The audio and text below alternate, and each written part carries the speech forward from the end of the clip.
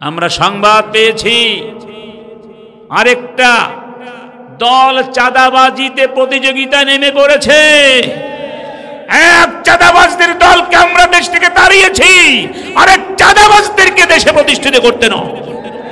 সাবধান হয়ে যাও, আল্লাহর গজব কিন্তু আসবে, কোনো সন্দেহ। রব্বুল আলামিন বলে দিয়েছেন, ফাকুল্লান আখাযনা বিযামবিহি, আমি সব জালেমকে কিন্তু ধরি। ফামিনহুম মান আরসালনা আলাইহিম হাসিবা, কোন জালেমকে আমি আকাশ থেকে পাথর বৃষ্টি বর্ষণ করে খতম করে দিয়েছি। ওয়া মিনহুম মান আখাযাতহুস সাইহা, আবার কোন জালেমকে আমি বজ্রপাত দিয়ে ধ্বংস করে দিয়েছি। ওয়া মিনহুম মান খাসাফনা বিহিল আরদা, আবার কোন জালেমকে আমি ভূমিধস দিয়ে মাটির তলদেশে চাপা দিয়ে দিয়েছি।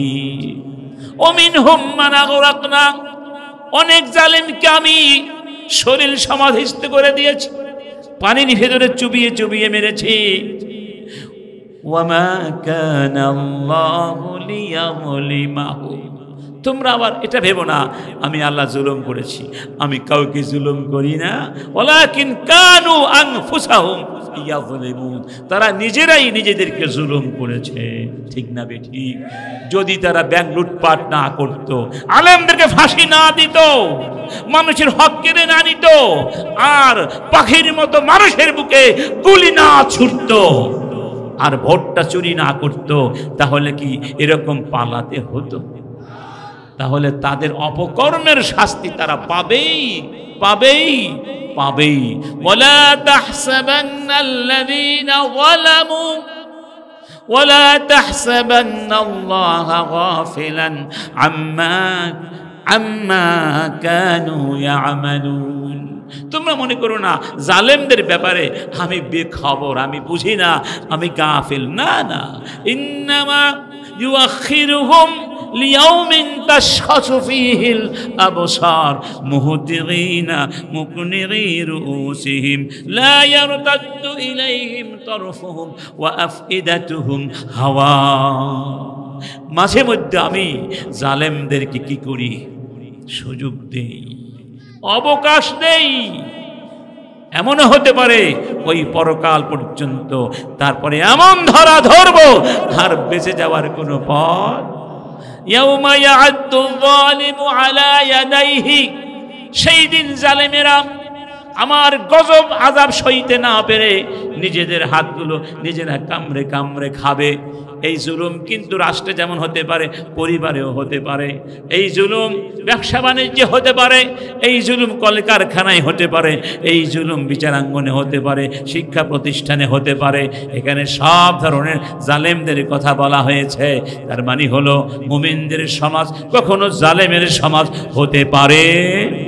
এই সমাজকে জালেম মুক্ত করার জন্য আমাদেরকে জমিনে পাঠানো হয়েছে। সেই জন্য কাজ করতে হবে, শ্রম করতে হবে। সমস্ত শ্রমের উদ্দেশ্য হচ্ছে এই জমিনকে স্থিতিশীল করে দেওয়া, জুলুম মুক্ত করা, ন্যায় বিচার প্রতিষ্ঠা করা। আল্লাহর কোরআনের কথা আমার ভাই মাহমুদুর রহমান চমৎকার করে বলেছেন। এই কোরআনের বাস্তবায়ন যতদিন হবে না, ততদিন শ্রমেরও মূল্যায়ন হবে না, মানুষেরও মূল্যায়ন হবে না, মানুষের সম্মান ফিরে আসবে না। ন্যায় বিচার তো দূরের কথা, জালেমরাই দুনিয়ার শাসন করবে, আজকে একজন কালকে আরেকজন। শুধু চেহারা চেঞ্জ হবে, মানুষগুলো চেঞ্জ হবে, কিন্তু কর্মকাণ্ড এক থাকবে। যতদিন এই জমিন আল্লাহর জমিনে আমরা রূপান্তর করতে না পারবো তার বিধান বাস্তবায়নের মাধ্যমে। ঠিক না বেঠিক? আমার বন্ধুগণ, আমি যে শ্রমের কথা বলছি, কাজের কথা বলছি, সেই কাজের কথাই বলছি। এজন্য যে যে অবস্থানে আছি আমাদের এই সামগ্রিক কর্মকাণ্ডকে গুছিয়ে নিতে হবে। কিছু কাজ হবে উপার্জনের জন্য, কিছু কাজ হবে মানুষের সেবা করার জন্য, কিছু কাজ হবে অর্থনৈতিক উন্নয়নের জন্য, কিছু কাজ হবে গোটা বিশ্বে মুসলিম বিরোধী যত অন্যায় অপরাধ হচ্ছে সেগুলোর বিরুদ্ধে গণসচেতনতা সৃষ্টি করার জন্য, জালেমদের বিরুদ্ধে দেশের মধ্যেই শুধু নয় আন্তর্জাতিক পরিমণ্ডলে জালেমদের বিরুদ্ধে মুসলিম ঐক্য করবার জন্য কাজ করতে হবে। আজকে প্যালেস্টাইনে কি চলছে, ফিলিস্তিনে কি চলছে, হাজার হাজার মানুষকে ঠান্ডা মাথায় খুন করা হচ্ছে, আর গোটা পৃথিবী নীরব দর্শকের ভূমিকা পালন করছে। প্যালেস্টাইনে যখন মানুষদেরকে হত্যা করা হচ্ছে, সৌদি আরবে তখন ইউরোপ আমেরিকা থেকে নগ্ন বেহায়াদেরকে এনে ওই আকাশের ভেতরে যা কিছু আছে, এই জমিনের ভিতরে যা কিছু আছে, সব কিছুকে আমি তোমাদের সেবায় নিয়োজিত করে দিয়েছি।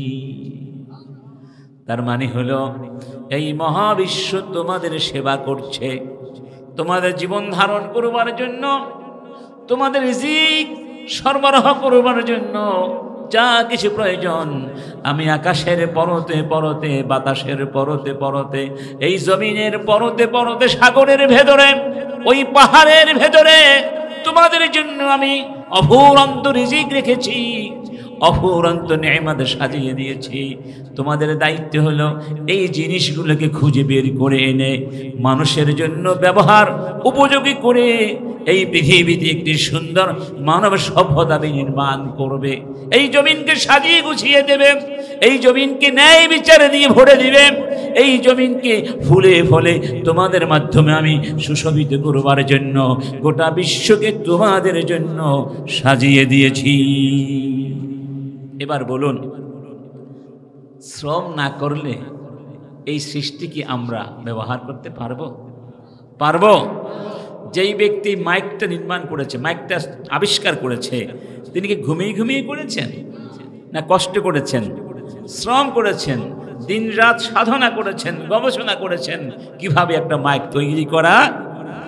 সেই মাইকটা তৈরি করতে যে সমস্ত উপাদান প্রয়োজন ছিল, এগুলো কি আমরা সৃষ্টি করেছি? সৃষ্টি করে দিয়েছেন কে? সব আছে।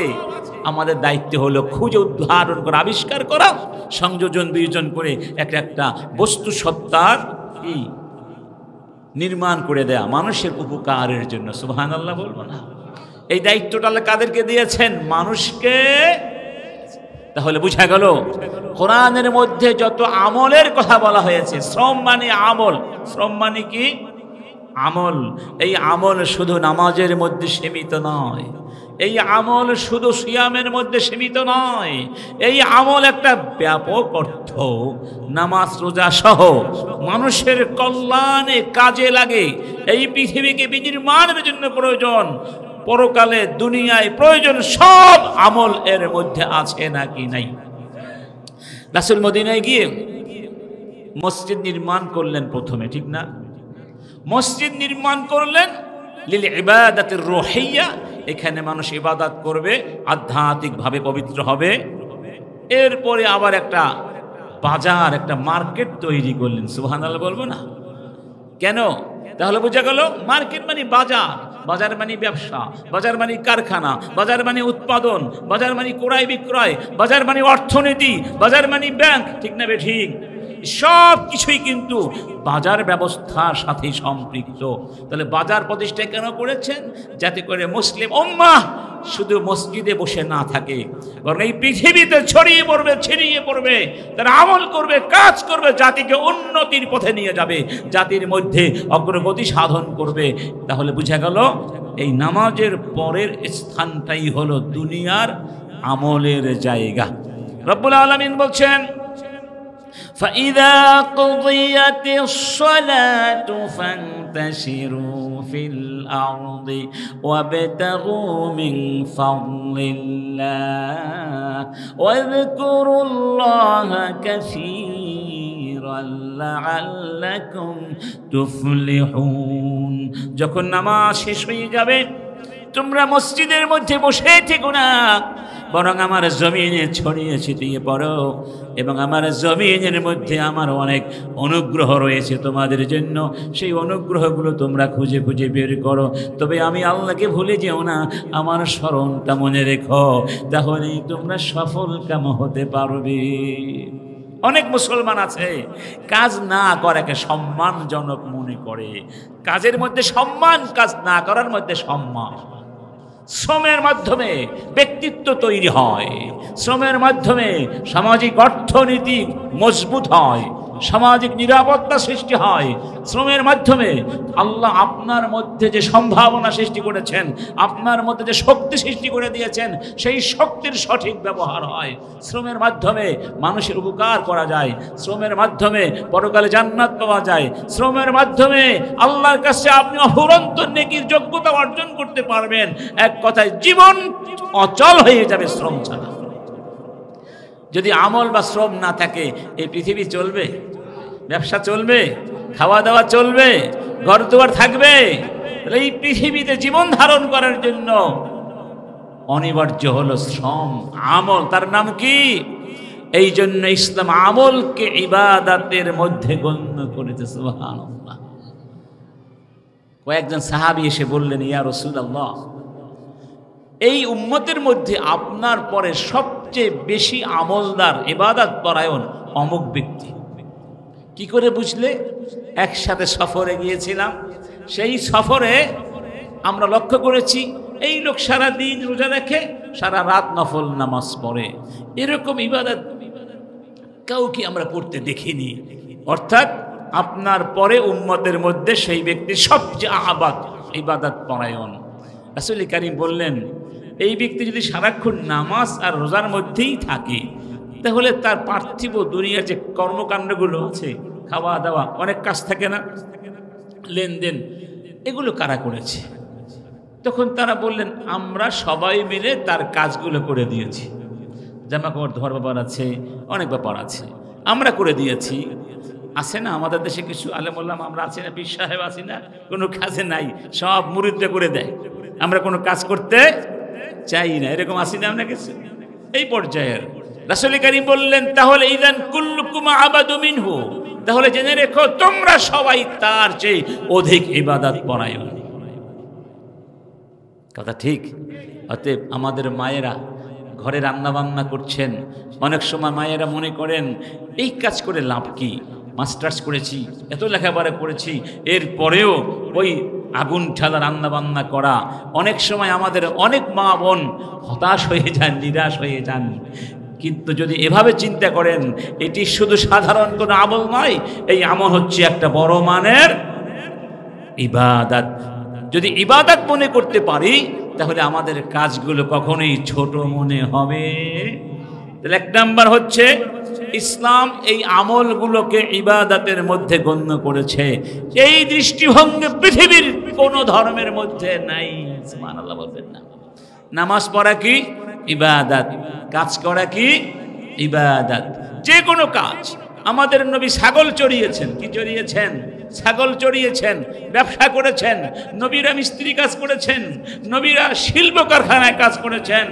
বর্ম তৈরি করেছেন, ডেক তৈরি করেছেন, কাপড় সেলাই করেছেন। সুবহানাল্লাহ। যে কোনো বৈধ আমল যদি মানুষ করে, এটা আমল ইবাদতের মধ্যে গণ্য হয়ে।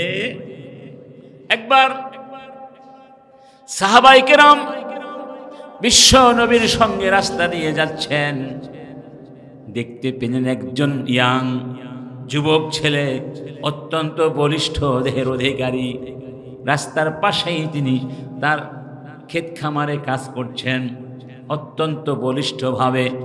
সাহাবায়ে কেরাম বললেন, ইয়া রাসূলুল্লাহ, লাউ কানা হাযা ফি সাবিলিল্লাহ, এই ব্যক্তিকে রব্বুল আলামিন যেরকম দেহ দিয়েছেন, দৈহিক সক্ষমতা দিয়েছেন, এবং যেভাবে সে কাজ করছে বলিষ্ঠতার সাথে, এই লোকটি যদি এখানে কাজ না করে জিহাদের ময়দানে, যুদ্ধের ময়দানে গিয়ে জিহাদ করত, কতই না সুন্দর হতো। নবীজি বললেন, লা তাকুলু হাদা, এরকম করে বলো না, এরকম করে।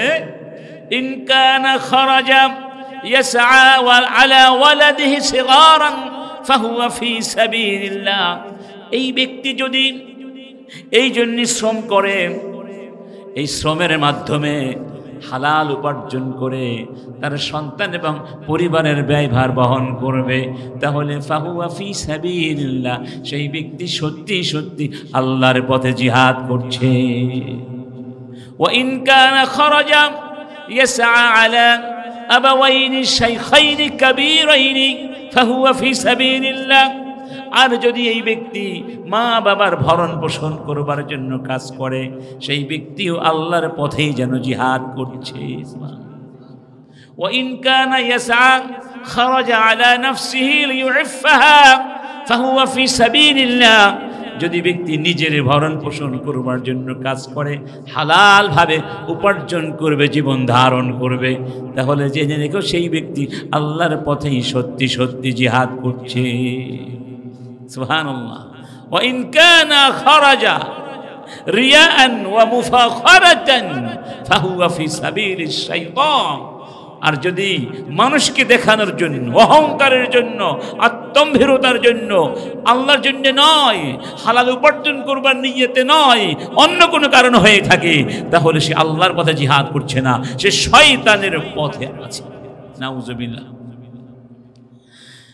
রব্বুল আলামিন বলছেন وجعلنا النهار معاشا وجعلنا الليل لباسا وجعلنا النهار معاشا وهو الذي جعل لكم الليل لباسا والنوم سباتا وجعل النهار نشورا। আমি রাতকে বানিয়েছি আবরণ, বিশ্রামের সময়, কিসের সময়? তোমরা রাতে ঘুমাও, ঘুমের মাধ্যমে সারা দিনের ক্লান্তি দূর হয়ে যায়। আবার যখন ভোর হয়ে যায়, সকাল হয়, দিন হয়, তোমাদেরকে আবার আমি নতুন করে জাগিয়ে দেই, যেন মৃত্যু থেকে তোমরা আবার জেগে উঠেছ, সব ক্লান্তি দূর হয়ে গেছে, আবার নতুন উদ্যমে যেন জীবন যুদ্ধ শুরু করতে পারো। এই জন্য দিনকে বানিয়েছি মাআশা, উপার্জন করার জন্য উত্তম সময়। রাত্রিতেও মানুষ কাজ করে, তবে সবচেয়ে বেশি কাজ কখন করে, উৎপাদন বেশি কখন হয়? দিনটা হচ্ছে উৎপাদনের জন্য, উপার্জনের জন্য, কাজ করার জন্য সবচেয়ে মোক্ষম সময়। তাহলে বোঝা গেল আল্লাহ আমাদেরকে ঘুমিয়ে থাকার জন্য সৃষ্টি করেন। যারা মনে করে কাজ করাটা এক ধরনের ব্যক্তিত্বহীনতা, কাজ না করাই ভালো, কাজ না করে ঘুরে ফিরে খায়, আছে না? বাবার হোটেলে খায়, কেউ শ্বশুরের হোটেলে খায়, কেউ বউ দিয়ে চাকরি করে নিজে পায়ের উপরে পা রেখে বেশ আরামে জীবনযাপন করছে বলে ভাবছে। যারা কাজ করে না, যারা অন্যের উপরে বোঝা হয়ে জীবন ধারণ করে, তারা ব্যক্তিত্বহীন, তারা সমাজের সবচেয়ে কলঙ্ক। রাসূল কারীম একদিন তার কাছে এক ব্যক্তি এসে ভিক্ষা চেয়েছিলেন না, এক আনসারী। রাসূল কারীম বললেন, তোমার ঘরে কি কিছুই নাই, কেন ভিক্ষা করছো? লোকটি বলল, আমার ঘরে কিছুই নেই, দুটো জিনিস আছে। কয়টি জিনিস? একটা ছোট কম্বল, যেটা এত ছোট মাথা ঢাকলে পা ঢাকে না, পা ঢাকলে মাথা ঢাকে না, আর একটা পান পাত্র আছে, পানি খাওয়ার পাত্র। বললেন, তুমি বাসায় গিয়ে সে দুটো জিনিস নিয়ে এসো। লোকটি নিয়ে আসলেন। রাসূল কারীম এই দুইটা জিনিস দুই হাত দিয়ে ধরে উঁচু করে সবাইকে বললেন, মাইয়াশতারিহিমা মাইয়াশতারিহিমা, কেউ কি আছো এই দুটো জিনিস ক্রয় করবে? এক সাহাবী দাঁড়িয়ে বললেন, আশতারিহিমা বিদিরহামিন ওয়াহিদ, আমি 1 দিরহাম দেব। রাসূল কারীম বললেন, মাইয়াজিদ, বেশি কি কেউ দেবে? মানে অকশন দিলেন। তখন আরেকজন বললেন, আশতারিহিমা বিদিরহামাইনি, আমি 2 দিরহাম দিয়ে কিনবো। সুবহানাল্লাহ। কয় দিরহাম পেলেন? নবীজি তাকে বললেন, যাও বাজারে গিয়ে 1 দিরহাম দিয়ে খাবার কিনবে, আরেক দিরহাম দিয়ে একটি কুড়াল কিনে আমার কাছে আসবে। লোকটি তাই করলেন, খাবার কিনলেন, বাসায় পৌঁছিয়ে দিলেন, কুড়াল নিয়ে রাসূলের কাছে আসলেন। রাসূল সেই কুড়ালের হাতল নিজে উৎপাদন করে, শ্রম করে, অন্যের দিকে তাকিয়ে থাকে না, সেই হাতকে আল্লাহ পছন্দ করেন। সুবহানাল্লাহ। এই জন্য বলা হয় আল কাসিবু হাবিবুল্লাহ, যারা শ্রমের মাধ্যমে উপার্জন করে তারা হলেন আল্লাহর বন্ধু। কার বন্ধু? কার বন্ধু? তাহলে এই শ্রম কেন দরকার? 1 নাম্বার, আল্লাহ আমাদেরকে দুনিয়ায় পাঠিয়েছেন খলিফা বানিয়ে। কি বানিয়ে? আর শ্রম ছাড়া খিলাফত প্রতিষ্ঠা করা সম্ভব। এই জন্য আমরা যে যেখানে আছি, যার যতটুকু যোগ্যতা আছে তার যোগ্যতা অনুপাতে কাজ তাকে করতে হবে। অলস হয়ে বসে থাকা, কর্মবিমুখ হয়ে থাকা, কাজ না করে জীবনযাপন করা, অন্যের মুখাপেক্ষী হয়ে জীবনযাপন করা, এটা ইসলাম হারাম করে দিয়েছে, নিষিদ্ধ করে দিয়েছে। মুসলমান কাজ করে খাবে। কি করে খাবে? এই কাজকে ইবাদত বানানো, কিন্তু কতগুলো শর্ত, এই শর্ত সাপেক্ষে কাজগুলো কি হবে? ইবাদত হবে। 2 নাম্বার, এই কাজের মাধ্যমে আল্লাহর বান্দারা পাপ পঙ্কিলতা থেকে মুক্ত হয়ে নিষ্পাপ অবস্থায় রবের কাছে যেতে পারবে। রব্বুল আলামিন বলছেন, হাদিসের মধ্যে বলা হয়েছে, মান আমসা কাল্লান আমসা মাগফুরান লাহ, যেই ব্যক্তি সারাদিন কাজ করলো, ক্লান্ত শ্রান্ত বদনে সন্ধ্যায় ঘরে ফিরলো, সেই ব্যক্তি এমন অবস্থায় ফিরলো তার কোনো গুনাহ নাই, সব গুনাহ আল্লাহ মাফ করে দিয়েছেন। মাগফুরান লাহ। একটা হাদিসে বলা হয়েছে, ইন্না মিনাজ যুনুবি যামবান লা ইউকাফিরুহু আস-সালাতু ওয়াস-সিয়ামু ওয়াল-হাজ্জু ওয়াল-উমরা।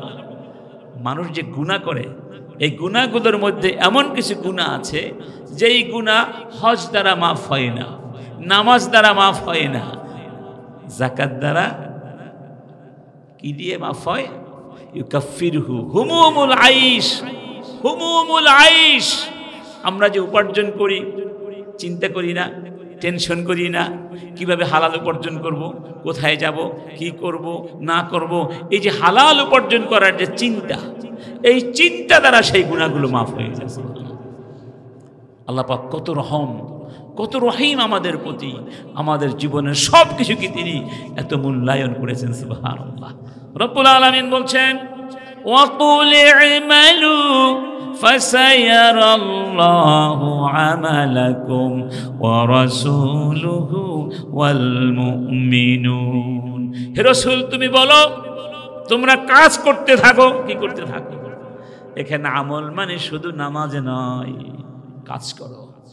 তোমাদের কাজ আল্লাহ দেখবেন, রাসূল দেখবেন, মুমিনরাও দেখবেন। তার মানে আমার যে কাজ করে পরকালে আল্লাহর সামনে যাব না, সেই দিন আমাদের সব কাজ মানুষের সামনে উপস্থাপন করা। ভালো করলে ভালো, খারাপ করলে ঠিক না বেঠিক। এই জন্য আমরা কাজ করব, উৎপাদন করব, উপার্জন করব, হালালভাবে জীবনযাপন করব। তবে কতগুলো শর্ত কি আছে?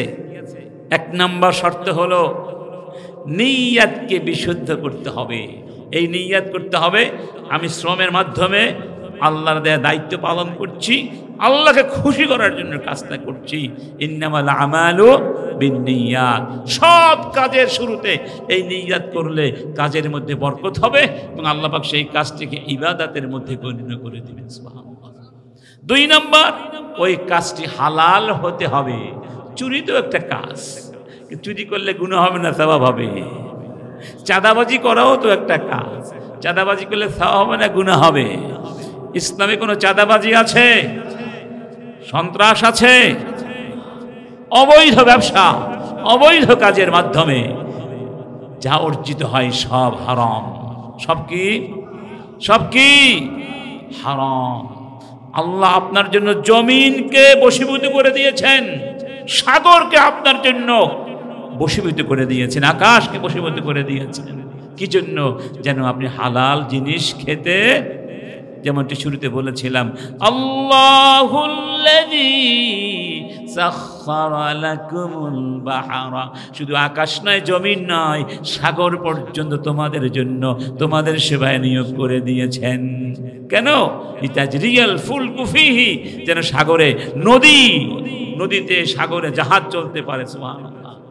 জাহাজে করে আমাদের মালামাল স্থানান্তর করা হয় না? এটা কত বড় উপকার। ওয়ালিতাবতাগু মিন ফাদলি, এই সাগরের তলদেশে আল্লাহ পাকের অসংখ্য অসংখ্য মহামূল্যবান অনেক নিয়ামত রাজি আছে, সেগুলো তোমরা যেন অন্বেষণ করে আনতে পারো, ওয়ালা আল্লাকুম তাশকুরুন, আল্লাহ শুকরিয়া আদায় করতে পারো।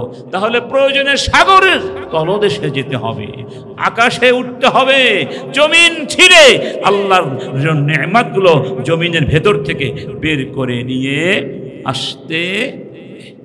খালিদ বিন ওয়ালিদ একবার একটা যুদ্ধে গিয়েছিলেন।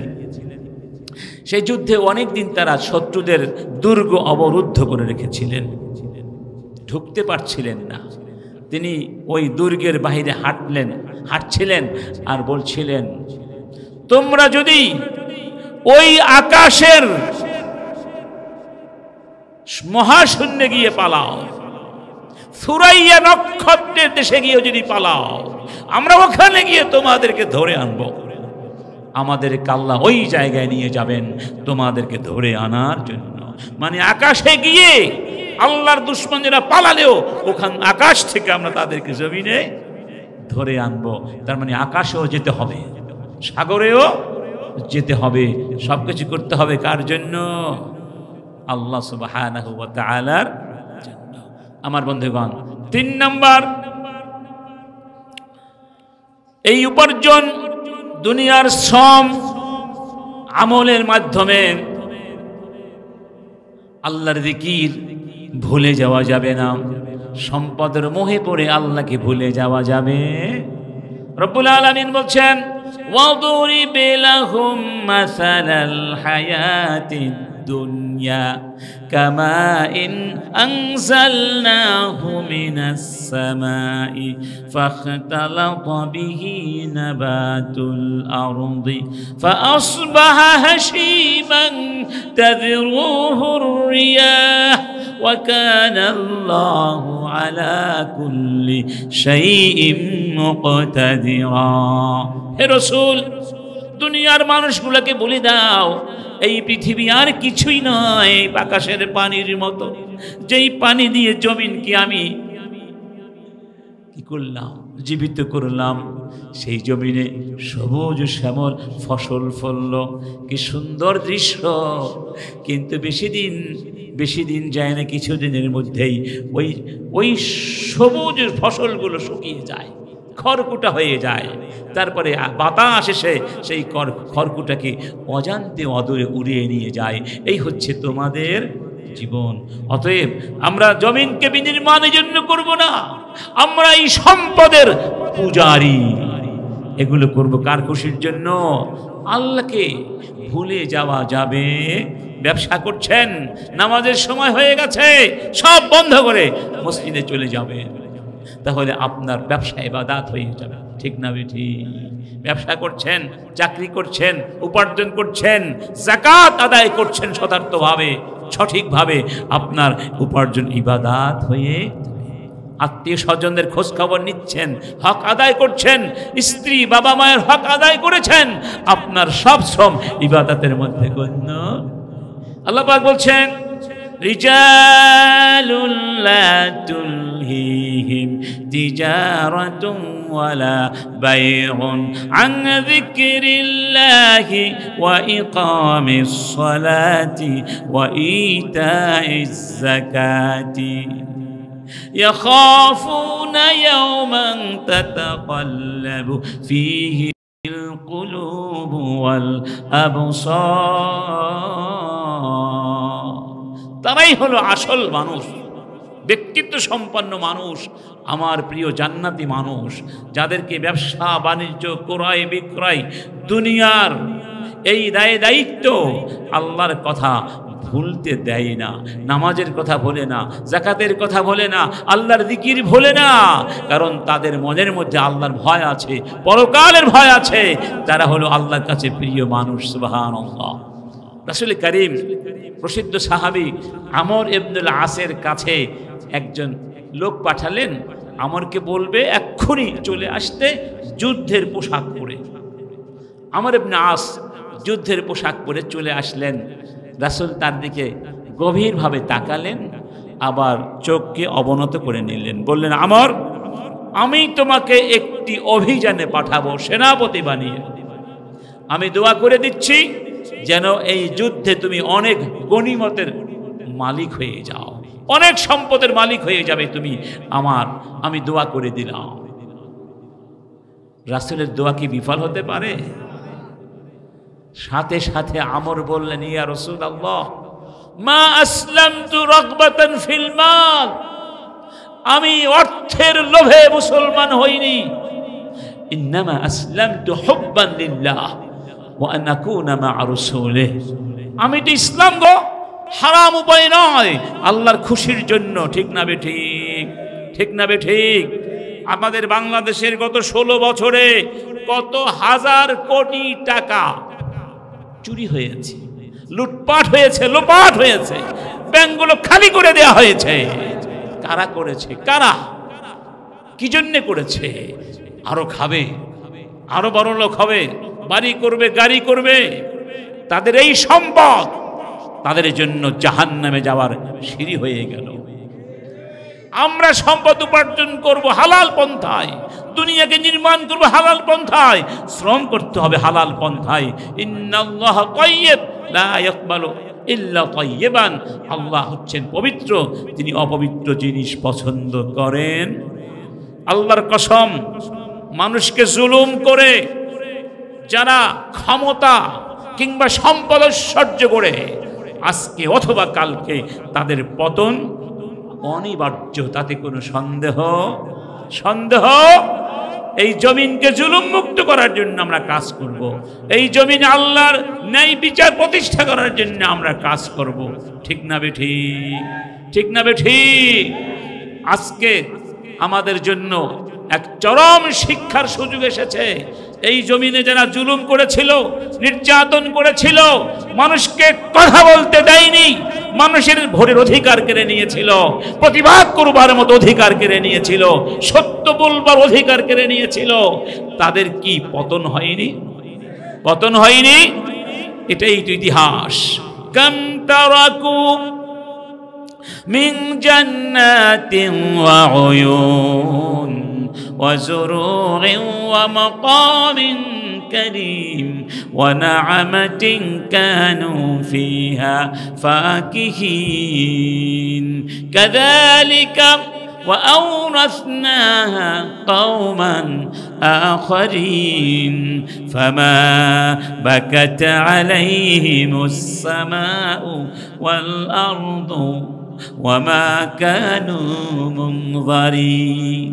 আমার জমিনে যারা জুলুম করবে, আমার বান্দাদের হক নষ্ট করবে, আমার জমিনকে ফাসাদ দিয়ে ভরে দিবে, স্বৈরতন্ত্র প্রতিষ্ঠা করবে, আমি আল্লাহ বলছি, দেখো তোমাদের আগে অনেক জালেম জমিনে এসেছিল, তারা বিশাল বিশাল রাজপ্রাসাদ করেছিল, পানির ফলগুধারা স্রোতধারা তৈরি করেছিল কৃত্রিম ভাবে, বিলাসিতার জন্য যা কিছু দরকার সব আয়োজন তারা করেছিল। কিন্তু আমি এমন ভাবে তাদেরকে জমিন থেকে অপমানিত করে তাড়িয়ে দিয়েছি, চেয়ে দেখো তাদের সেই উদ্যানগুলো কোথায়, প্রাসাদগুলো কোথায়, তাদের সেই নাজ নেয়ামতগুলো কোথায়। আমি ওই জায়গা থেকে তাদেরকে লাথি মেরে বের করে দিয়েছি, ওই জায়গায় আমি অন্যদেরকে এনে বসিয়ে দিয়েছি। তিনি চেয়েছিলেন তাদের দুইজনকে পদ্মায় চুবাতে, আজকে তিনি নাই, তারা দুইজন দেখেছেন পাশাপাশি বসে কি সম্মানের আসনে বসে আছে। আল্লাহু আকবার। স্বপ্ন মনে হয় না? স্বপ্ন মনে হয় না? এই জন্য প্রসিদ্ধ মনীষী মিশরের শহীদ হাসানুল বান্না, তিনি ইসলামী আন্দোলন যারা করছেন তাদেরকে সান্ত্বনা দিয়ে বলেছিলেন, আজকে যা কল্পনা কালকে তা হবে বাস্তব, আর আজকে যা বাস্তব কালকে তা হয়ে যাবে কল্পনা। তার মানে জালেমদের অস্তিত্ব এখন কল্পনা হয়েছে। এরকম জুলুম তোমরাও যদি করো, তোমাদের বাস্তবতাও একদিন কল্পনা হয়ে যাবে। ঠিক না বে ঠিক? আমরা সংবাদ পেয়েছি আরেকটা দল চাঁদাবাজিতে প্রতিযোগিতা নেমে পড়েছে। এক চাঁদাবাজদের দলকে আমরা দেশ থেকে তাড়িয়েছি, আরেক চাঁদাবাজদেরকে দেশে প্রতিষ্ঠিত করতে নয়। সাবধান হয়ে যাও। আল্লাহর গজব কিন্তু আসবে, কোনো সন্দেহ। রব্বুল আলামিন বলে দিয়েছেন, ফাকুল্লান আখাযনা বিযামবি, আমি সব জালেমকে কিন্তু ধরি। ফামিনহুম মান আরসালনা আলাইহিম হাসিবা, কোন জালেমকে আমি আকাশ থেকে পাথর বৃষ্টি বর্ষণ করে খতম করে দিয়েছি। ওয়া মিনহুম মান আখাযাতহুস সাইহা, আবার কোন জালেমকে আমি বজ্রপাত দিয়ে ধ্বংস করে দিয়েছি। ওয়া মিনহুম মান খাসাফনা বিহিল আরদা, আবার কোন জালেমকে আমি ভূমিধস দিয়ে মাটির তলদেশে চাপা দিয়ে দিয়েছি। ওয়া মিনহুম মান আগরাকনা, অনেক জালেমকে আমি শরীর সমাধিস্থ করে দিয়েছি, পানির ভেতরে চুবিয়ে চুবিয়ে মেরেছি। ওয়ামা কানা আল্লাহু লিয়াযলিমাহুম, তোমরা আবার এটা ভেবো না আমি আল্লাহ জুলুম করেছি, আমি কাউকে জুলুম করি না। ওয়ালাকিন কানু আনফুসাহুম ইয়াযলিমুন, তারা নিজেরাই নিজেদেরকে জুলুম করেছে। ঠিক না বেঠিক? যদি তারা ব্যাংক লুটপাট না করত, আলেমদেরকে ফাঁসি না দিত, মানুষের হক কেড়ে না নিত, আর পাখির মতো মানুষের বুকে গুলি না ছুটত, আর ভোটটা চুরি না করত, তাহলে কি এরকম পালাতে হতো? তাহলে তাদের অপকর্মের শাস্তি তারা পাবেই পাবেই পাবেই। ওয়ালা তাহসাবান্নাল্লাযীনা যালামু ওয়ালা তাহসাবান্নাল্লাহা গাফিলান আম্মা কানু ইয়ামালুন, তোমরা মনে করো না জালেমদের ব্যাপারে আমি বেখবর, আমি বুঝি না, আমি গাফিল। না না, ইন্নামা ইউআখিরুহুম লিয়াউমিন তাশখাসু ফীহিল আবসার মুহতিগিনা মুকনিরি রুউসিহিম লা ইয়ারতাদ্দু ইলাইহিম তারফুহুম ওয়া আফইদাতুহুম হাওয়া। মাঝে মধ্যে আমি জালেমদেরকে কি করি? সুযোগ দেই, অবকাশ দেই। এমনও হতে পারে ওই পরকাল পর্যন্ত, তারপরে এমন ধরা ধরবো আর বেঁচে যাওয়ার কোনো পথ।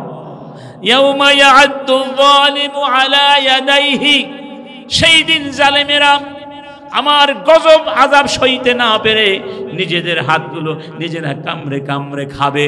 এই জুলুম কিন্তু রাষ্ট্রে যেমন হতে পারে, পরিবারেও হতে পারে। এই জুলুম ব্যবসা বাণিজ্যে হতে পারে, এই জুলুম কলকারখানায় হতে পারে, এই জুলুম বিচারাঙ্গনে হতে পারে, শিক্ষা প্রতিষ্ঠানে হতে পারে। এখানে সব ধরনের জালেমদের কথা বলা হয়েছে। তার মানে হলো মুমিনদের সমাজ কখনো জালেমের সমাজ হতে পারে। এই সমাজকে জালেম মুক্ত করার জন্য আমাদেরকে জমিনে পাঠানো হয়েছে। সেই জন্য কাজ করতে হবে, শ্রম করতে হবে। সমস্ত শ্রমের উদ্দেশ্য হচ্ছে এই জমিনকে স্থিতিশীল করে দেওয়া, জুলুম মুক্ত করা, ন্যায় বিচার প্রতিষ্ঠা করা। আল্লাহ কোরআনের কথা আমার ভাই মাহমুদুর রহমান চমৎকার করে বলেছেন। এই কোরআনের বাস্তবায়ন যতদিন হবে না, ততদিন শ্রমেরও মূল্যায়ন হবে না, মানুষেরও মূল্যায়ন হবে না, মানুষের সম্মান ফিরে আসবে না। ন্যায় বিচার তো দূরের কথা, জালেমরাই দুনিয়ার শাসন করবে। আজকে একজন, কালকে আরেকজন। শুধু চেহারা চেঞ্জ হবে, মানুষগুলো চেঞ্জ হবে, কিন্তু কর্মকাণ্ড এক থাকবে। যতদিন এই জমিন আল্লাহর জমিনে আমরা রূপান্তর করতে না পারবো তার বিধান বাস্তবায়নের মাধ্যমে। ঠিক না বেঠিক? আমার বন্ধুগণ, আমি যে শ্রমের কথা বলছি, কাজের কথা বলছি, সেই কাজের কথাই বলছি। এজন্য যে যে অবস্থানে আছি আমাদের এই সামগ্রিক কর্মকাণ্ডকে গুছিয়ে নিতে হবে।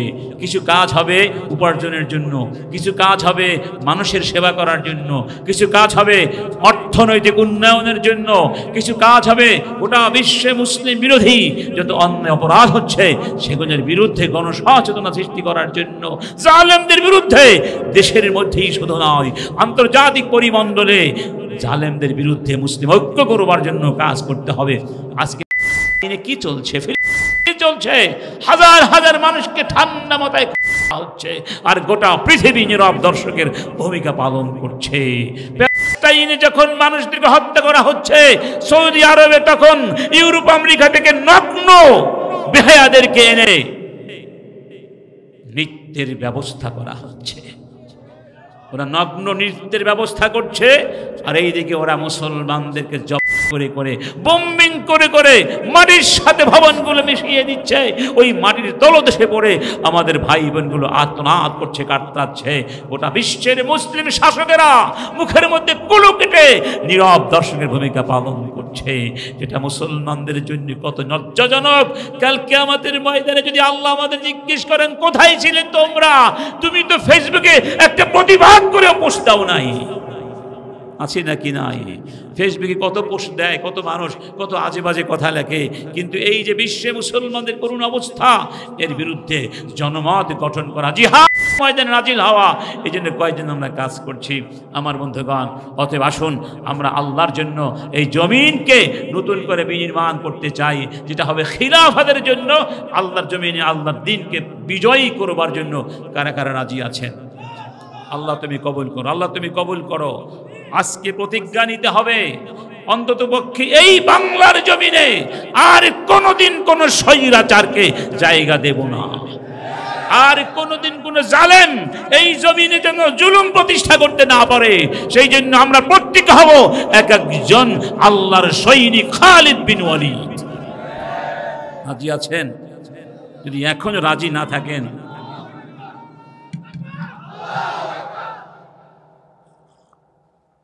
আমার বন্ধুগণ, তাওয়াক্কুল করতে হবে কার উপরে? তাওয়াক্কুল, তাওয়াক্কুলটা কি জিনিস দেখুন। রাসূল কারীম বলছেন, লাউ আন্নাকুম তাতাওয়াক্কালুনা আলাল্লাহি হাক্কা তাওয়াক্কুল লা রাযাকাকুম কামা ইয়ারযুকুত তায়র ইয়াগদু খিমাসান ওয়া ইয়ারুহু বিতানান। পাখিরা সকালবেলা যখন বাসা থেকে বের হয় তাদের পেটে ক্ষুধা থাকে, আর সন্ধ্যায় যখন ফিরে আসে পেট ভরে আসে। সুবহানাল্লাহ। পাখিদের বাসায় কোনো খাবার আছে? খাবার আছে? কোনো সঞ্চয় করে রাখে তারা? মজুদ করে রাখে? তারা কোথা থেকে খাবার পায়? রাসূল কারীম বলছেন, তোমরা যদি আল্লাহর উপরে তাওয়াক্কুল করতে যেভাবে ওই পাখিরা তাওয়াক্কুল করে, তাহলে আল্লাহ তোমাদেরকে পাখিদের মতোই রিজিক দান করবে। অনেকে মনে মনে ভাবে, ঠিক আছে আর কাজকর্ম করব না, তাওয়াক্কুল করে ঘরে বসে থাকবো, এমনিতেই ইসলাম আসে যাবে, এমনিতেই কলকারখানা চলবে, এমনিতেই মুসলমানরা বিশ্বের মুখে নেতৃত্বের আসনে বসে যাবে। এমনি এমনি কিছু হবে? কিছু হবে? এমনি এমনি যদি হতো তাহলে তায়েফের প্রান্তরে মুহাম্মদুর রাসূলুল্লাহকে রক্ত দিতে হতো না। যদি এমনিতে হয়ে যেত তাহলে মুহাম্মদুর রাসূলুল্লাহকে মক্কার জমিন ছেড়ে হিজরত করে মদিনায় যেতে হতো না। ওই সাউর পাহাড়ের গুহার ভেতরে লুকাতেও হতো না। যদি এমনিতে ইসলাম হয়ে যেত তাহলে ওহুদের প্রান্তরে বিশ্ব নবীকে তার দাঁত শহীদ করতে হতো। মক্কার মুশরিকরা নামাজরত অবস্থায় রাসূলের পিঠে ওই দুর্গন্ধময় দুর্বহ বোঝা উটের নাড়ি ভুড়ি তার উপরে চাপিয়ে দিত না। রাস্তায় চলার সময় তার গলায় ফাঁস লাগিয়ে হত্যা করবার চেষ্টাও করত। তাহলে এমনি এমনি কিছু হবে? তাওয়াক্কুল মানে বসে থাকা। একজন ব্যক্তির নাম ছিল শাকিক আল বালাখি, বড় আলেম ছিলেন, বাগদাদের ইরাকের মানুষ। তার আরেকজন বন্ধু ছিলেন অথবা মুরব্বী ছিলেন, তার নাম ইব্রাহিম বিন আদহাম। এরা দুইজন বড় উঁচু মানের সিদ্ধ মানুষ ছিলেন, বড় আলেম ছিলেন।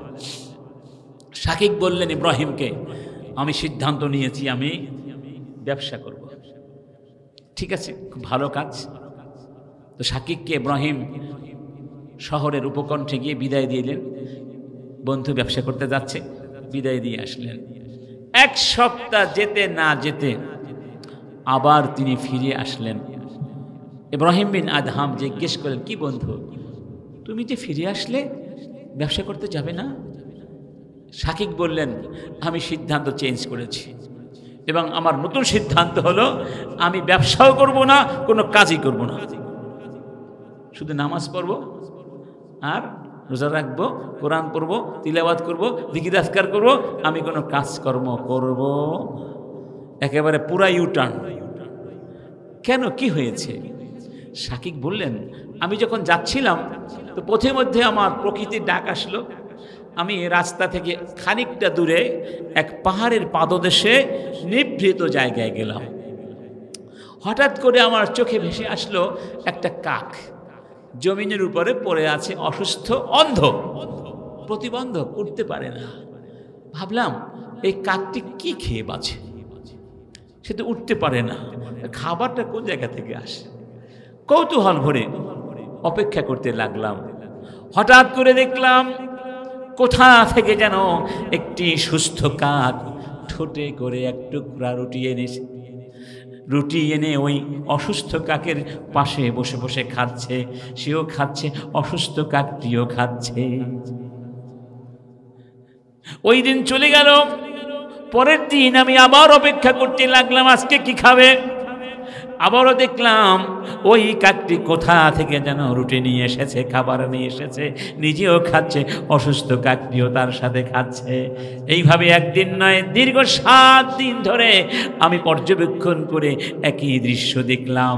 তখন মনে মনে ভাবলাম, হে আমার রব, তুমি যদি একটি অসুস্থ কাককে, অন্ধ প্রতিবন্ধক কাককে এইভাবে রিজিক দিয়ে বাঁচিয়ে রাখতে পারো, আমার মতো শাকিককেও তুমি রিজিক দিয়ে বাঁচিয়ে রাখতে পারবে।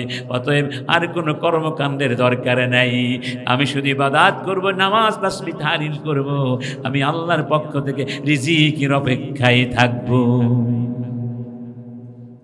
চিন্তাটা খারাপ ছিল। শাকিককে ইব্রাহিম বললেন, বন্ধু তুমি অসুস্থ কাকটা হতে চাও কেন? তুমি সুস্থ কাকটা হও। সুবহানাল্লাহ। কি কাক খাও? নিজেও খাবে, অন্যকেও দেবে। সুবহানাল্লাহ।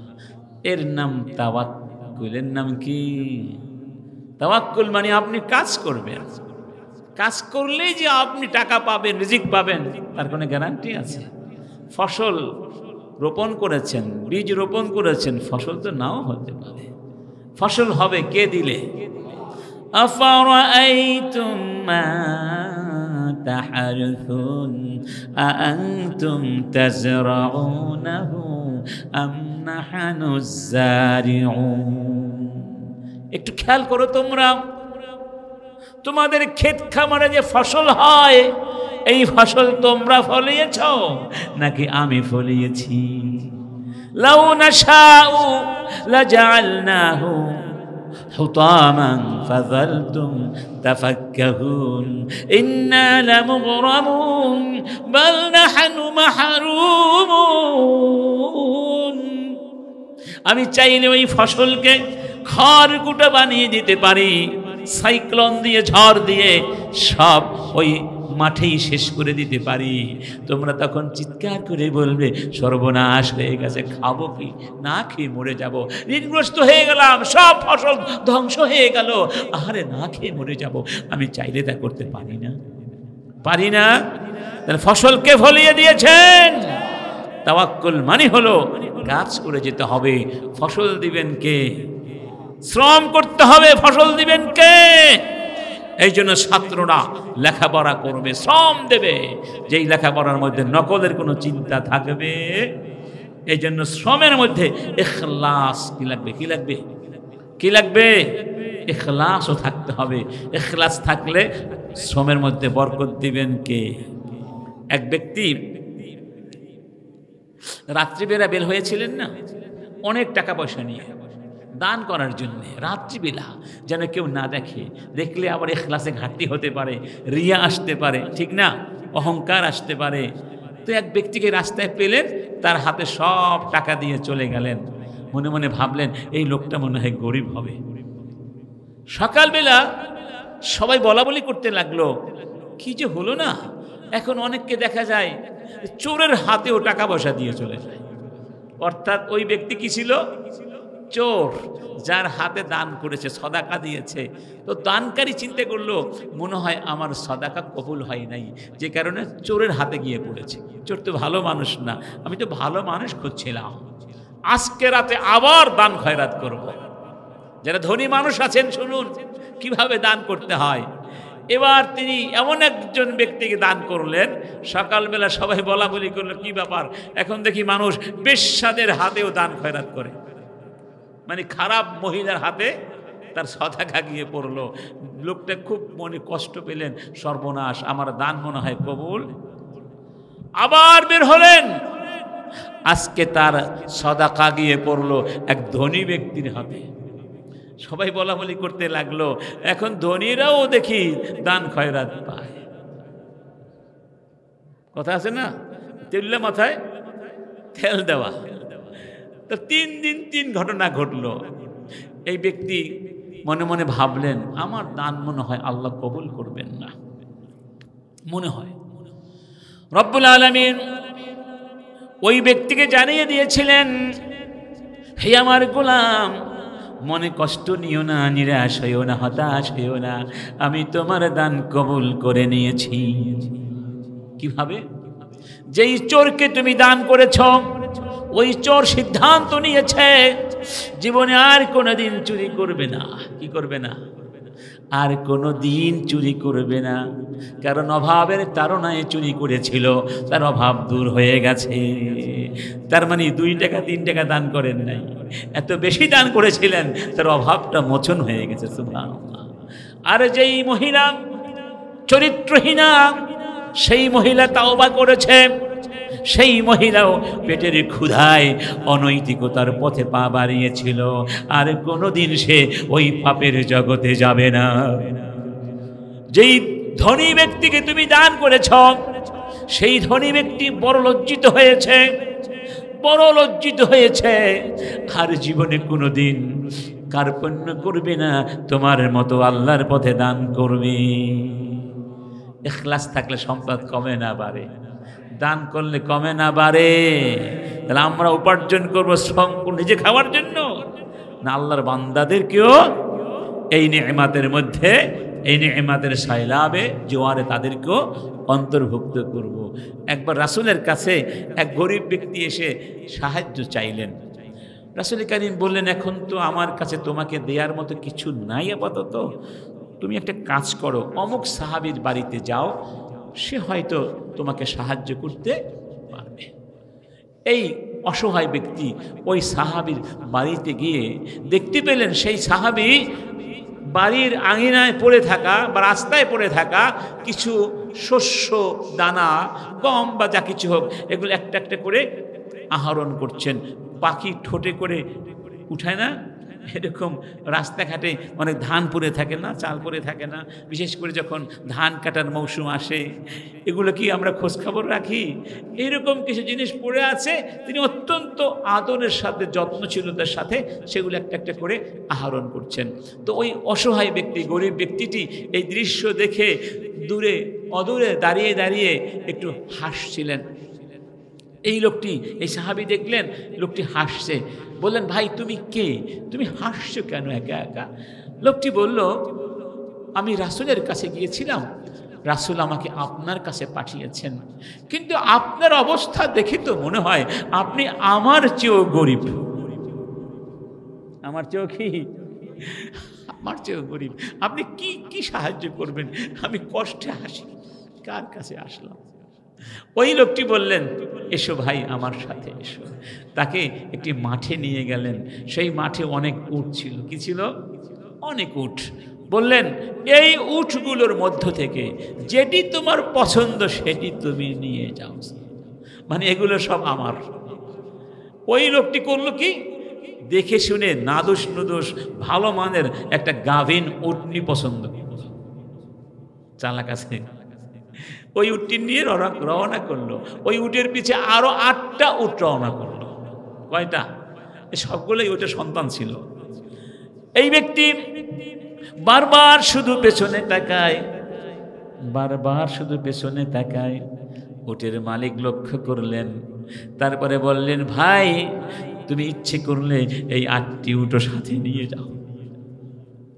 ওই ব্যক্তি হতবাক হয়ে গেলেন, বললেন, ভাই কিছু বুঝতে পারলাম না, আপনি এত ধনী মানুষ, অথচ আপনি রাস্তায় পড়ে থাকা, বাড়ির আঙিনায় পড়ে থাকা কয়েকটা শস্য দানা কত যত্নের সাথে আহরণ করছেন, কিছু বুঝতে পারলাম না। তখন ওই সাহাবী জবাব দিয়েছিলেন, শোনো, হাকাযা নাজমাউ লিনুনফিকা হাকাযা, এভাবেই আমরা তিল তিল করে সম্পদ গড়েছি, এইভাবে হাত খুলে ব্যয় করার জন্য। এটাই হলো ইসলাম। এটা কি? এটা কখন? যখন ইখলাস থাকবে, কাজটা সুন্দর হবে, বরকত। এই জন্য একদিন রাসূল যাচ্ছেন রাস্তার পাশ দিয়ে, দেখলেন কিছু মানুষ একটা কবর খনন করছে। দেখলেন কবরটা খনন করছে দায় সারাভাবে, তেমন সুন্দর করে কাজ করছে না। কাছে গিয়ে বললেন, হ্যাঁ এটা ঠিক, কবরটা সুন্দর করে করে লাভ কি? কারণ মানুষকে মাটি দিয়ে তো আবার চাপা মাটি তো আবার ভরাট করতে হবে, সুন্দর করে কি লাভ? এটা ঠিক, তবে শোনো, ইন্নাল্লাহা ইউহিব্বু ইযা আমিলা আহাদুকুম আমালান আন ইউতকিনা, যে আল্লাহ ওই কাজটিকে পছন্দ করেন যেই কাজটি ভালো করে মানুষ করে। খেয়াল করবেন, আমরা প্রথম বলেছিলাম আমলটা হচ্ছে ইবাদা, খাওয়াটা ইবাদা, ঘুম ইবাদা, উপার্জন ইবাদা, দোকানদারি করা ইবাদা, কারো দোকানের কাজ করা ইবাদা, কারখানায় কাজ করা, সমস্ত কাজ ইবাদা। যদি আপনি ইবাদত মনে করে কাজ করেন, ওই কাজটি আপনি দায় সারাভাবে করতে পারেন না। কারণ কার জন্য করছেন? যেটা আল্লাহর জন্য করছেন, তাহলে কাজটা সবচেয়ে সুন্দর হওয়া উচিত। এখন দেখুন, আপনি বাজারে গিয়ে যখন একটা পণ্য ক্রয় করবেন আর আপনাকে বলা হবে মেড ইন বাংলাদেশ, আপনি কেনার আগে 100 বার ভাববেন কিনবো কি কিনবো না, বাংলাদেশের সুবিধা হবে না। 2 নম্বর, মেড ইন জিনজিরা। যদি প্রমাণিত হয় মেড ইন জাপান, আপনি চোখ বন্ধ করে কিনবেন। দাম বেশি, অসুবিধা নাই, জাপানের জিনিস। কারণ কি? তারা ওই মানের কাজ করেন। অথচ এটা হওয়া উচিত ছিল কাদের? এটা কাদের চরিত্র? কাদের চরিত্র? এই জন্য কাজের মধ্যে 2টা জিনিস আল্লাহ পাক উল্লেখ করেছেন। কয়টা? এই 2টা জিনিস লাগবেই। একটা হচ্ছে ইন্না খায়রা মান ইস্তাজারতাল কাওয়িয়ুল আমিন। 1 নম্বরে কুওয়া লাগবে, 2 নম্বরে আমানতদারিতা লাগবে। কুওয়া মানে শক্তি, শক্তি মানে যোগ্যতা, যোগ্যতাও লাগবে, বিশ্বস্ততা লাগবে। যোগ্যতা আছে, আখলাক নাই, বিশ্বস্ততা নাই, আমানতদারিতা নাই, তাহলেও কাজ হবে না। খুব ভালো মানুষ, আমিন, আমানতদার, যোগ্যতা নাই, তাকে দিয়ে কোনো কাজ। আমাদেরকে প্রত্যেক মুসলমানকে 2টো জিনিস অর্জন করতে হবে, যোগ্যতা এবং আমানতদারিতা। দোকানদারি করছেন, দোকানদারির যোগ্যতা অর্জন করবেন, আমানতদারিতা অর্জন করবেন, দেখবেন আল্লাহ পাক আপনার সম্পদে বরকত কিভাবে দেয় ইনশাআল্লাহ। আরব দেশের বাস্তব ঘটনা। আরব দেশের কোনো একটি প্রতিষ্ঠিত নির্মাণ প্রতিষ্ঠান, 30 বছর এক মুহান্দিস ইঞ্জিনিয়ার সেখানে কাজ করেছিলেন অত্যন্ত যোগ্যতার সাথে। ভাবলেন আমি আর চাকরি করব না, এবার বিশ্রামে যাব। মালিক কি বললেন? আমাকে বিদায় করে দিন। মালিক বললেন, আপনি 30টি বছর আমাদের কোম্পানির সেবা করেছেন অত্যন্ত যোগ্যতার সাথে, আপনার কাছে আবেদন আরেকটা ভবন তৈরি করে তারপরে আপনি বিদায় নেবেন। তো লোকটি চিন্তা করে, ঠিক আছে, যেহেতু তাদের আবেদন, এতদিন তিনি কাজ করেছেন আমানতদারিতার সাথে, যোগ্যতার সাথে, এই শেষ ভবনটি দায় সারাভাবে শেষ করে তাড়াতাড়ি চলে যাবেন, সেই জন্য ভালো মানের কাজ করেন নাই। যেই দিন কাজ শেষ বুঝিয়ে দিবেন, সেই দিন মালিক সবাইকে ডাকলেন, তাকে বিদায় দেবেন, সম্বর্ধনা, বিদায় সম্বর্ধনা দেবেন। সেই সম্বর্ধনায় মালিক বললেন, যেহেতু আপনি 30টি বছর আমাদের কোম্পানির সেবা করেছেন অত্যন্ত সুনামের সাথে, যোগ্যতার সাথে, আপনার কারণে আমাদের কোম্পানি সুনাম সুখ্যাতি অর্জন করেছে, তাই আমরা কোম্পানির পক্ষ থেকে আপনাকে পুরস্কার স্বরূপ, আপনার অবদানের স্বীকৃতি আর মূল্যায়ন স্বরূপ এই ভবনটি আপনাকে উপহার দিলাম। তখন লোকটি কাঁদতে লাগলো। কি হয়েছে? খুলে বললেন, আমি সারা জীবন কাজ করেছি ভালোভাবে, এই একমাত্র ভবন যেখানে আমি ভালো করে কাজ করি নাই। সেটাই বললো আবার আগে। দেখেছেন বাস্তব। ভালো আমাদের দেশে কোথাও দেখা যায় এমন জায়গায় পোল বানিয়েছে, রাস্তাঘাট নাই, কোটি কোটি টাকার প্রজেক্ট পড়ে আছে, ঠিক না? এটা অযোগ্যতার পরিচয়। সেই ব্রিটিশরা চিন্তা করুন কত বছর আগে ভবন তৈরি করেছে, ব্রিজ তৈরি করেছে, এখনো আছে, আছে না? পাকিস্তানিরা জাতীয় সংসদ তৈরি করেছে, আছে নাকি নাই? আর আমাদের স্বৈরাচারীনি কিছু বাড়ি ঘর উপহার দিয়েছিল গরিব মানুষদেরকে, শেষ ভেঙ্গেচুরে ভেঙ্গেচুরে শেষ। কি জন্য? এই কাজের কোনো দাম আল্লাহর কাছে? যে যেখানে আছি সবচেয়ে ভালো কাজ, কেন কাজটা করছি কার জন্য? তাহলে কাজটা হবে সবচেয়ে ভালো, নৈপুণ্যের সাথে। যেহেতু আল্লাহর জন্য করছি তাই কাজ হবে গতিশীল, বেশি বেশি করে কাজ করতে হবে, বেশি কাজ করলে উৎপাদন বেশি হবে। একটু একটু একটু ভাবুন, আমরা আর পিছনে থাকতে চাই না, না বিজ্ঞানে, না প্রযুক্তিতে, না উৎপাদনে, না সামরিক ক্ষেত্রে, না অর্থনৈতিক ক্ষেত্রে, না শিক্ষা দীক্ষায়, না সামাজিকতায়, না সংস্কৃতিতে। আমরা সব জায়গায় আমরাই হব শ্রেষ্ঠ। সেই জন্য এখান থেকেই আমরা সিদ্ধান্ত নেব, আমরা আমাদের পরিবার থেকে শুরু করব, নতুন করে বিশ্বকে গড়ব, সমাজ গড়ব, এবং তার একমাত্র পথ হলো আল আমাল সুম্মাল আমাল সুম্মাল আমাল, কাজ কাজ এবং কাজ। মৃত্যুর আগে আমাদের কোনো বিশ্রাম? আহমদ বিন হাম্বলকে প্রশ্ন করা হলো, মাতা ইয়াজিদুল মুমিনুর রাহা, মুমিনের বিশ্রাম কখন? তিনি বললেন, ইদা ওয়াতিআত কদামাহু ফিল জান্নাহ, যখন জান্নাতে পা রাখবে, এর আগে মুমিনের কোনো বিশ্রাম? রাত্রিবেলা তাহাজ্জুদ নামাজ আছে নাকি নাই? এই তাহাজ্জুদকে আল্লাহ চাইলে আমাদের জন্য ফরজ করতে পারতেন না? কেন ফরজ করেন নাই? কারণ দিনের বেলা আমরা অনেক কাজ করি, আমরা অনেক ক্লান্ত থাকি, শ্রান্ত থাকি, কষ্ট হয়। এই জন্য আল্লাহ তাহাজ্জুদ, রাতের ইবাদত পর্যন্ত সহজ করে দিয়েছে, যাতে আমরা কাজ করি। কি করি? কি করি? আল্লাহ আমাদের বোঝার তৌফিক দান করুন। যে হোক, আমরা আমাদের শ্রমিক ভাইদেরকে অভিনন্দন জ্ঞাপন করছি, এবং এই শ্রমিকদের সাথে আমরা আছি, আমরাও সবাই শ্রমিক। সবাই কি? রব্বুল আলামিন বলছেন, মান আমিলা সাইয়্যাতান ফালা ইউজজা ইল্লা মিসলাহা ওয়া মান আমিলা সালিহাম মিন যাকারিন আও উনসা ফাউলাইকা ইয়াদখুলুনাল জান্নাহ ওয়া ইউরযাকুনা বিগাইরি হিসাব। যারা খারাপ কাজ করবে তাদের প্রতিদান খারাপ হবে, পক্ষান্তরে নারী হোক আর পুরুষ হোক। যারা ভালো ভালো কাজ করবে তাদের স্থান হবে জান্নাতের ভেতরে, ইউরযাকুনা ফিহা বিগাইরি হিসাব, সেখানে বিনা হিসাবে রিজিক দেওয়া হবে। সুবহানাল্লাহ। সর্বশেষ একটা সুন্দর জীবন সবাই চাই, চাই যেখানে টেনশন থাকবে না, অভাব থাকবে না, মারামারি হানাহানি থাকবে না। সেই সুন্দর জীবনের উপায় কি? আল্লাহ বলছেন, ওমান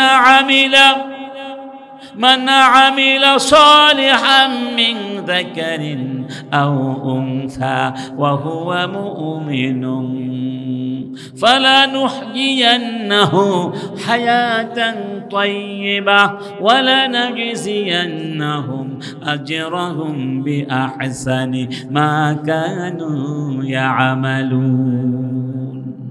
যারা ভালো কাজ করবে, নারী হোক আর পুরুষ হোক, শর্ত হলো ঈমান থাকতে হবে।